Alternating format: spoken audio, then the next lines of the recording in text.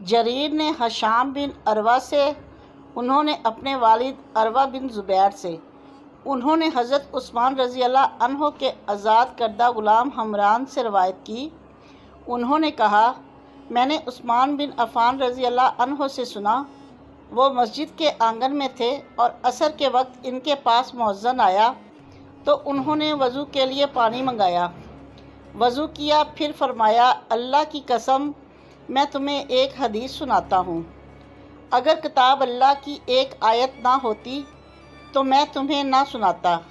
میں نے رسول اللہ صلی اللہ علیہ وآلہ وسلم سے سنا، آپ فرما رہے تھے جو مسلمان وضو کرے اور اچھی طرح وضو کرے پھر نماز پڑھے تو اس کے وہ گناہ معاف کر دیے جاتے ہیں جو اس نماز اور اگلی نماز کے درمیان ہوں گے۔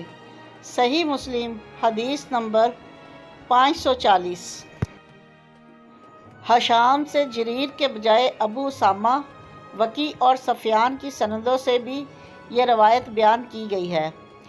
ان میں سے ابو اسامہ کی روایت کے الفاظ اس طرح ہیں، اچھی طرح وضو کرے اور فرض نماز ادا کرے۔ صحیح مسلم حدیث نمبر 541۔